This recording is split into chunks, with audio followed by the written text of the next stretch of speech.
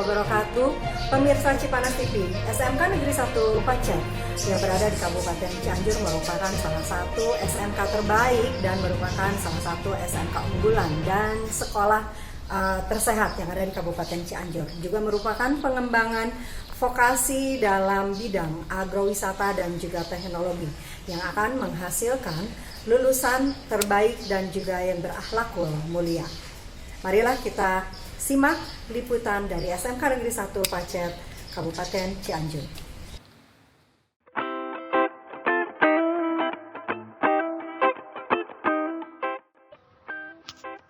Pertanian adalah kompetensi unggulan di sekolah ini dengan menerapkan teaching factory sebagai metode pembelajaran.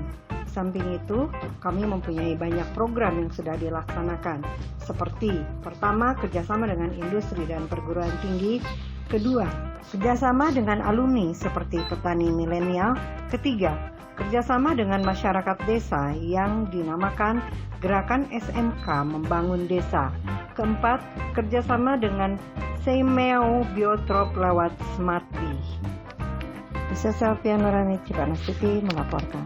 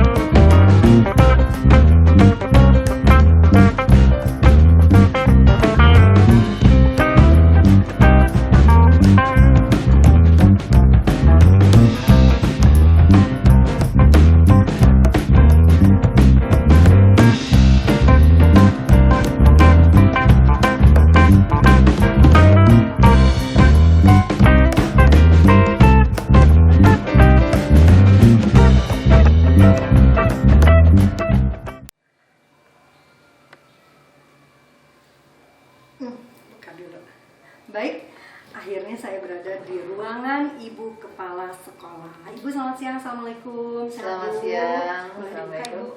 Biar kelihatan cantiknya Bu. Nah, maaf Ibu dengan Ibu Ida. Ibu Ibu Ida. Ida. Ibu, saya tuh salah satu orang yang sangat mengagumi perempuan-perempuan yang berprestasi gitu ya Bu ya. Salah satunya Ibu sebagai prinsipal di SMK Negeri 1 Pacet ini. Ibu udah berapa tahun bertugas di sini Bu? Sekarang itu menginjak tahun ketiga. Tahun ketiga. Iya.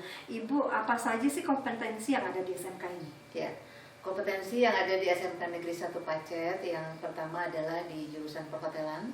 Kemudian juga ada usaha perjalanan wisata, ada teknik komputer jaringan, kemudian agroindustri, kemudian juga pengolahan hasil pertanian dan pertaniannya itu sendiri atau hortikultura. Nah, itu ada 7 kompetensi keahlian yang ada di SMK 1 Pacet.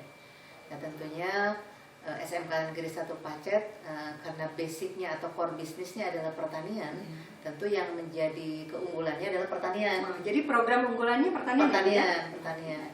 Ibu yang paling berprestasi sebetulnya dalam bidang apa nih Bu? Di kompetensi yang mana? Kompetensi yang berprestasi rata-rata di pertanian. Oh, di pertanian. Pertanian juga, mulai dari LKS, kemudian juga bidang-bidang sekolah unggul atau mendapatkan penghargaan anugerah sekolah unggul. Bidang yang saya sampaikan atau yang dipresentasikan di beberapa kali pertemuan itu biasanya best practice atau pengalaman baik yang pernah kita lakukan itu adalah di bidang pertanian. Oh, di bidang pertanian. Ya, Bu. Ibu sudah bertugas di sini selama hampir kurang lebih 3 tahun. Dari tahun 2018 Juni ya, Juni 2018 berarti tahun ketiga sekarang. Baik Bu, 2 tahun belakangan ini kita mengalami pandemi corona ya. Betul. Bagaimana Bu pengaruh terhadap KBM di sini? Ya. Tentunya di masa pandemi ini sangat berpengaruh sangat signifikan, terutama ketika kita memberikan layanan kepada siswa ya, karena biasanya tatap muka, sekarang pembelajarannya mesti daring.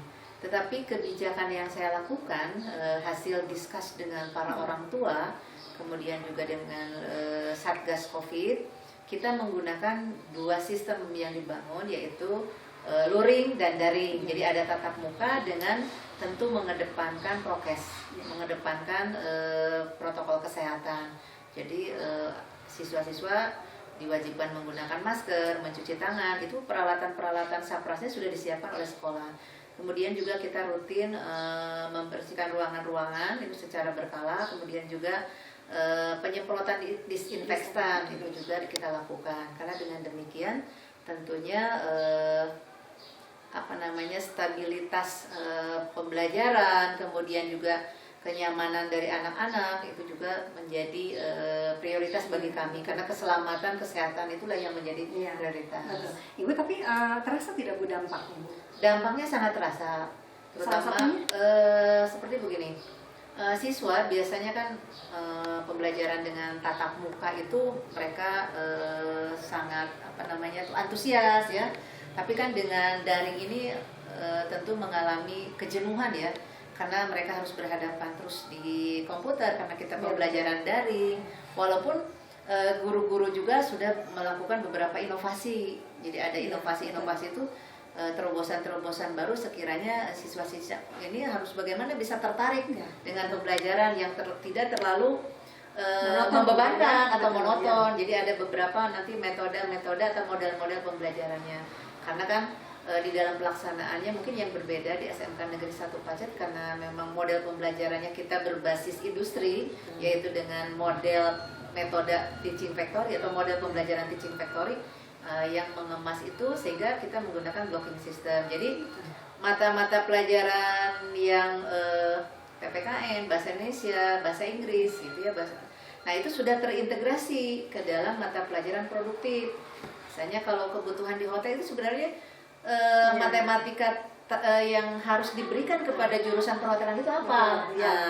Berarti matematika terapan yang harus terintegrasi ke dalam mata pelajaran yang ada di perhotelan, karena kita kan berbasis industri. Jadi standar-standar industri itu yang kita bawa ke sekolah, yang kita berikan pembelajarannya di sekolah. Tentunya iklimnya yang dibangun di sekolah, budaya kerjanya itu betul-betul kita berharap sesuai dengan yang diterapkan di industri. Baik, Ibu, satu lagi pertanyaan terakhir atau saya ingin menanyakan harapan harapannya bagaimana ke depan dalam menghadapi pandemi ini untuk dunia pendidikan? Ya. Di dalam dunia pendidikan di masa pandemi ini juga kita tidak bisa menjamin ya kapan pandemi ini berakhir, tapi doa kita semua harapannya adalah pandemi ini segera berakhir. Tetapi yang namanya dalam kondisi pandemi ataupun tidak pandemi, masalah menjaga kebersihan lingkungan, kemudian menjaga kesehatan, menaikkan imun itu adalah menjadi sesuatu yang wajib sebenarnya, tidak hanya masa pandemi, karena kebersihan lingkungan, kebersihan diri, jasmani dan rohani itu menjadi sesuatu yang memang harus include di dalam setiap personal gitu. Jadi kalaupun misalnya terjadi pandemi saat ini, tentu siswa-siswa kita sudah dibekali bagaimana dia menjaga kesehatan, bagaimana dia menjaga lingkungannya bersih, dan itu juga adalah bagian dari pembelajaran yang ada di industri. Karena mereka ketika melakukan kegiatan-kegiatan proses yang dilakukan di industri itu lingkungan harus bersih, kemudian kemampuan soft skill, karakter, budaya kerja itu yang harus dibangun oleh sekolah.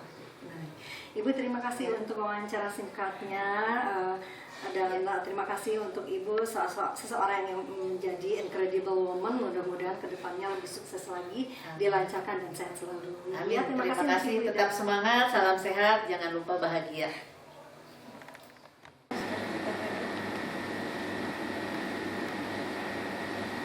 Ya, kita sekarang berada di ruangan uji kompetensi keahlian pedagoga. Nah, ini saya lagi berada bersama ibu-ibu yang cantik, yang luar biasa. Walaupun kenal, teteh biasanya aku manggil teteh ya, biar natural gitu. Perkenalkan dulu deh, ini bagian apa gitu teteh tuh? Bagian apa? Ibu Teni. Assalamualaikum warahmatullahi wabarakatuh. Nama saya Teni Sanasi. Saya pengajar tata boga di SMK Negeri 1 Pacecian. Ya. Kalau yang ibu satu lagi? Assalamualaikum warahmatullahi wabarakatuh. Perkenalkan, nama saya Irma Rajania. Di sini saya mengajar di Tata Boga juga sebagai ketua jurusan. Baik, ya, untuk ibu ketua jurusan, saya mau tahu di sini di ruangan uji kompetensi keahlian tata boga ini biasanya dipergunakan untuk apa saja? Selain untuk ruang ujian, itu juga digunakan untuk praktik sehari-hari siswa. Nah, di praktiknya itu macam-macam. Di antaranya ada makanan mental, kemudian makanan Indonesia juga di sini. Biasanya untuk praktek berapa orang maksimalnya dalam satu ruangan ini? Maksimal itu satu meja untuk 2 orang. Untuk Maksimal. satu meja 2 orang Ya, berarti. meja 2 orang. Oke, berarti 10 orang ya? 20 orang. 20 kan? Baik, untuk tata boga itu apa sih? Aku pikirannya tata boga itu hanya makanan aja, jadi nggak ngerti. Sebenarnya tata boga itu apa tuh? Tata boga itu luas ya cakupannya, karena di sini kalau di SMK pembelajaran tata boga itu mencakup pada keseluruhan produksi ya di kitchen, baik itu makanan maupun mengolah kue ya, kue dan roti. Makanan, kue. Ya kuliner lah ya, kuliner itu kan mencakup keseluruhan. Itu pantesan ya kalau tata boga sih memang badan pasti naik gitu ya berat badan. Baik. Nah ini tata boga ini sebetulnya untuk jurusan tata boga saya kebetulan bertemu dengan salah satu pengajar ya. Ibu apa saja yang dihasilkan di ruangan ini Bu? Di ruangan PHP ini apa saja? Baik, ini karena sekarang prakteknya sedang mata pelajaran identifikasi komunitas, berarti ini yang dihasilkan data analisa. Jadi anak-anak di awal pembelajaran itu mereka diajarkan untuk mengidentifikasi komoditas sebelum diolah menjadi apa. Nanti untuk bekal ke industri, bahwa nanti di bagian rumah pial itu semua bahan baku kan tidak langsung dipakai, tapi ada standarnya yang bisa diterima mereka. Nah, mereka diajarkan standar sehingga mereka bisa menentukan komoditas mana yang rilis, mana yang dicek. Oh, pantesan saya lihat tuh ada diukur gitu ya, wortel diukur, timun juga diukur seperti itu ya. Dan untuk produk yang di sini ini semua dihasilkan sekolah ini. Oh tidak, karena memang di sentra Cipanas ini kan bukan sentra semua produk ya, terutama daerah sini biasanya kan multikultural. Kemudian untuk nanas mungkin bukan nanas ini, nanas jadi dihasilkan langsung ya. Ya, jadi sebelum dirilis tuh di sini dianalisis dulu gitu ya. Iya, dianalisis. Apa saja sih Bu yang harus dianalisis? yang ukur-ukur wortel gitu Bu. Itu untuk analisis morfologi. Morfologi itu ya tentu ukuran, karena nanti di standar itu ada beberapa komoditas yang masuk standar atau grade itu. Ketika grade mutu yang diminta A, berarti ukurannya harus segede ini. Misalkan panjangnya harus segini, itu morfologi. Kemudian kalau yang susu ini sifat fisik itu berupa kesegaran, berupa kemurnian. Karena susu juga kan kadang-kadang dibilang peternak tidak semua. Bapak, Muhammad Fadli. wah, ditodong langsung nih Pak ya, Bapak. Bapak di sini sebagai Kepala program. kepala program APHP ini. Iya. Kebetulan tadi ada tamu juga ya Pak ya? Iya. Mengenai apa tuh Pak? Ini tamu dari DIJ Jerman. Nah, dulu Jerman. ya lembaga mereka yang berkontribusi memberikan bantuan berupa peralatan praktikum di sekolah kita.